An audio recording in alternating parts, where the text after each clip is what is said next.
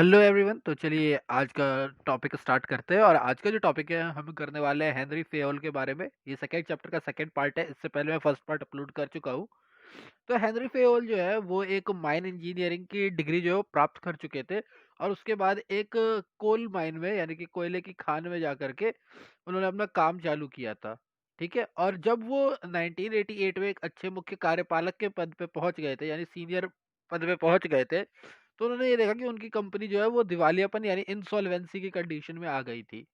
अब उन्होंने उसके बाद अपनी तक चैलेंज को स्वीकार किया, चुनौती यानी चैलेंज को स्वीकार किया और अपने मैनेजमेंट के नई टेक्निक्स को डाला। और उनके कारण उन्हें साधारण प्रबंध का, जनरल मैनेजमेंट का जनक माना जाता है यानी फादर ऑफ जनरल मैनेजमेंट माना जाता है। ठीक है। तो इन्होंने क्या क्या नियम बनाए थे, क्या क्या सिद्धांत दिए थे, जरा वो कर लेते हैं। टेलर के वो हेनरी फेयोल के सिद्धांत जो है वो कर लेते हैं। इनके वैसे 14 सिद्धांत है, मैं वो बता देता हूँ आपको।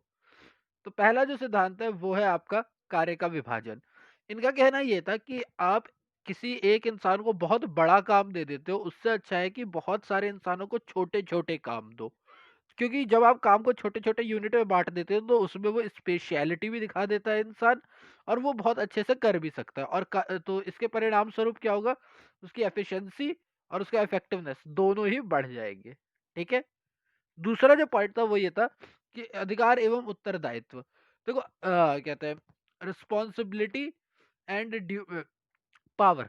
आप ये कह सकते हैं पावर दे रहे हो और रिस्पॉन्सिबिलिटी दे रहे हो, ये दोनों एक दूसरे के साथ तो सहसंबंधित को रिलेटेड होती है, और इसीलिए इनके बीच कोऑर्डिनेशन होना बहुत जरूरी होता है।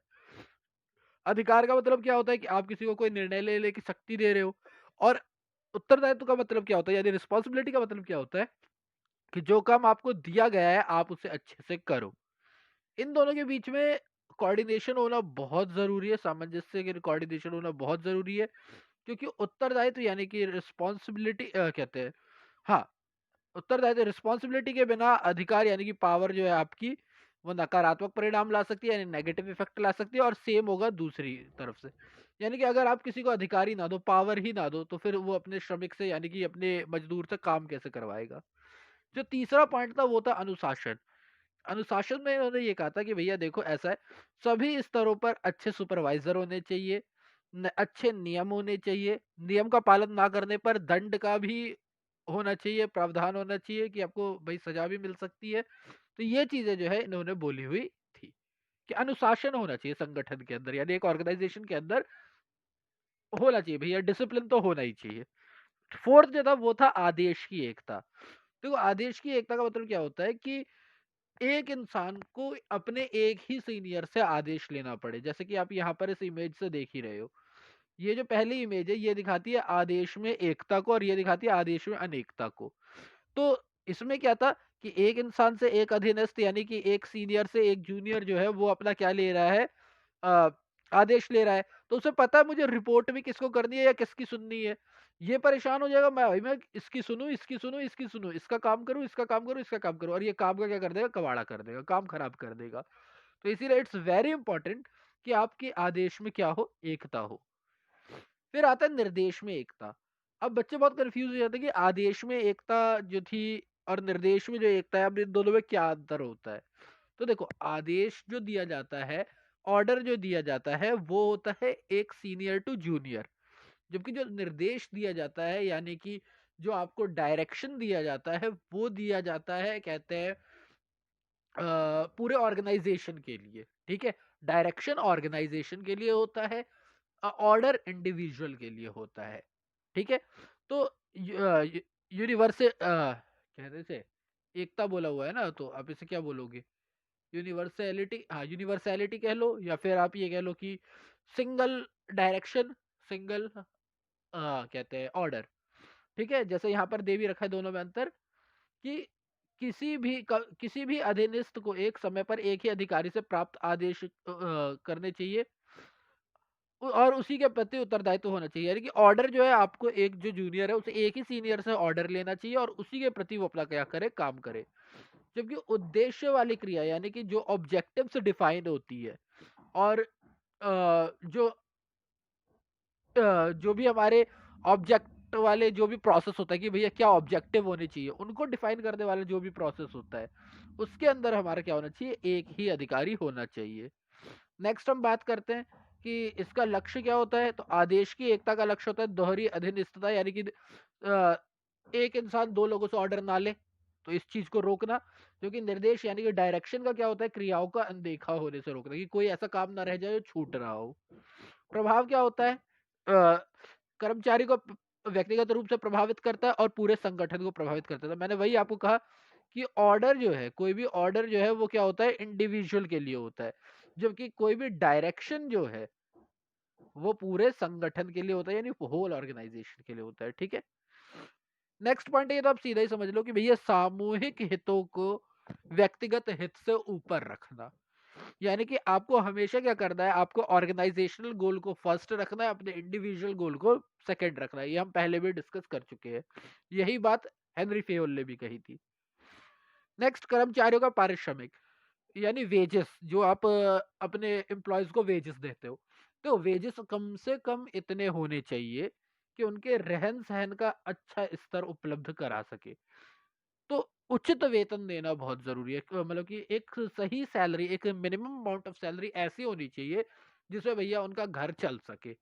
ये नहीं कि बस हमारा तो इतना काम हुआ, इतना पैसा देंगे, बात खत्म। नहीं, सोशल रिस्पॉन्सिबिलिटी भी है एक ऑर्गेनाइजेशन की, तो वो इस हिसाब से तय करे कि सबका क्या कल्चर क्या चले, पूरा रहन सहन अच्छे से चल सके। ठीक है, तो वेजेस जो है आपको इस तरीके से डिसाइड करनी चाहिए, ये बात हेनरी फेयोल ने कही थी। ठीक है, तभी तो होता है ना कि सैलरी बढ़ाओ, सैलरी बढ़ाओ। भाई कमी पड़ रही होती तो लोग बोलते हैं सैलरी बढ़ाओ, सैलरी बढ़ाओ। तो ऐसा ना हो, ये कॉन्फ्लिक्ट ना हो, लोग आपकी ऑर्गेनाइजेशन ना छोड़े। केंद्रीयकरण और विकेंद्रीयकरण, यानी कि इसमें ये बोला गया है कि भैया देखो ऐसा है, अ, जब आपको कोई इंपॉर्टेंट फैसले लेने हैं तो वो आता है आपको केंद्रीयकरण, यानी आप सेंट्रलाइज्ड करो, यानी कि आप अपनी पावर को क्या करो, सेंट्रलाइज्ड करो। लेकिन वहीं पर जब आप बात करते हो कि भैया हमें पूरे स्तर यानी सबके पार्टिसिपेशन लेना है, तो वो कहलाता है डिसेंट्रलाइजेशन। पावर की बात है कि एक ये हमारे 3 स्तर थे, ठीक है ना, तो अगर यहाँ पर ही सारी पावर रख दी तो ये सेंट्रलाइज्ड हो गई, और जब ये पावर बंटती है तो ये डिसेंट्रलाइज्ड हो गई। तो केंद्रीयकरण और विकेंद्रीकरण का यही है कि हमें कौन सा डिसीजन जो है वो सिर्फ सीनियर को लेना चाहिए, कौन सा डिसीजन जो है वो निम्न स्तर तक आने चाहिए, इसके बीच सामंजस्य स्थापित होना बहुत जरूरी है। नेक्स्ट आता है आपका सोपान श्रृंखला। सोपान श्रृंखला होती है, देखो बेसिकली एक हिरार्की होती है, हिरार्की इसको इंग्लिश में बोलते हैं। इसमें क्या बोला गया, अब ये हिरार्की इसमें इस तरीके से दे रखी है, वैसे आप ये समझ लो कि ए लेवल का बंदा बी लेवल से बात करेगा, सी लेवल से बात करेगा, तो ये ऐसे ही बात करेगा, एक लेवल होगा इनके बात करने का। ठीक है, अब यहाँ पर अगर डिपार्टमेंट वाइज करते तो मान लो कि ये प्रोडक्शन डिपार्टमेंट है, ये सेल्स डिपार्टमेंट है, ये हमारे सीईओ हो गए, सीईओ। ये पहले इसके जनरल मैनेजर से बात करते हैं, इसके जनरल मैनेजर से बात करते हैं, इसके डायरेक्टर से बात करते, सॉरी इसके डायरेक्टर से बात करते हैं, इसके डायरेक्टर से बात करते हैं, इसके जनरल मैनेजर से, इसके जनरल मैनेजर से, फिर इसके सुपरवाइजर से, इसके सुपरवाइजर से। तो इस तरीके से क्या है, डिपार्टमेंट बटा हुआ है। सी जो है वो डी से लेगा, बी जो है वो सी से लेगा ऑर्डर, और बी जो है वो ए से लेगा ऑर्डर। सेम ए जो होगा, मैं थोड़ा सा मिटा भी देता हूँ यहाँ पे, ठीक है, एक बार फटाफट मिटा देता हूँ।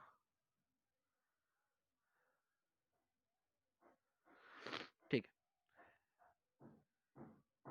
तो ई जो है वो भी ए से लेगा ऑर्डर, एफ जो है वो भी ई से लेगा ऑर्डर, और जी जो है वो भी एफ से लेगा ऑर्डर। यानी एक इंसान एक ही से ले रहा है, आदेश की है, और यहाँ पर इसकी वजह से निर्देश की भी एकता हो रही है।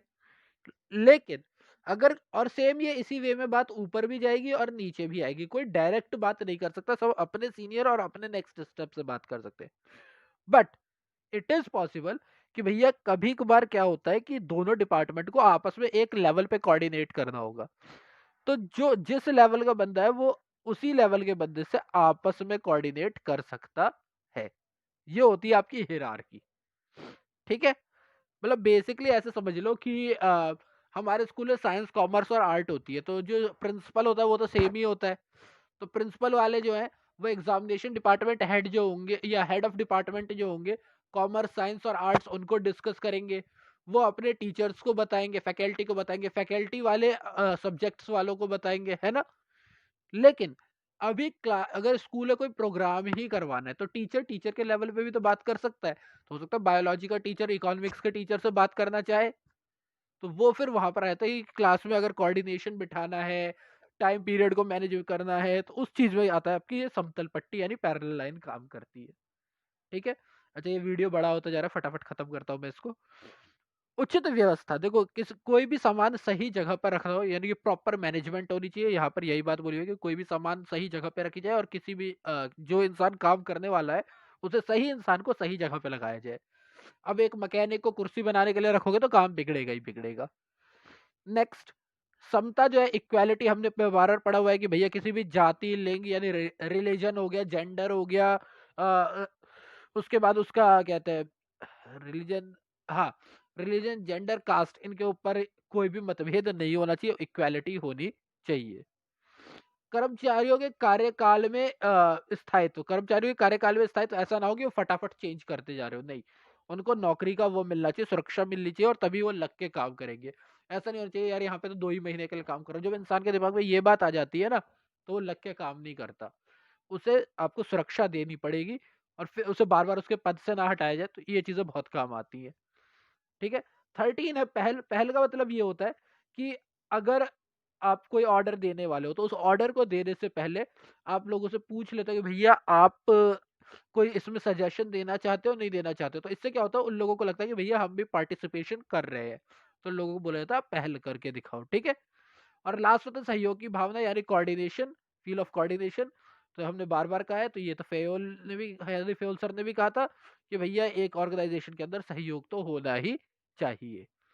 तो ये हेनरी फेयोल के सारे सिद्धांत हो गए यहाँ पर, और अगला जो होगा वो आपका टेलर के वैज्ञानिक प्रबंध का वीडियो होगा। सो थैंक यू, और आपको अच्छा लगे तो प्लीज शेयर करो, लाइक करो, एंड जल्दी नेक्स्ट वीडियो के साथ आता हूँ। ठीक है, थैंक यू।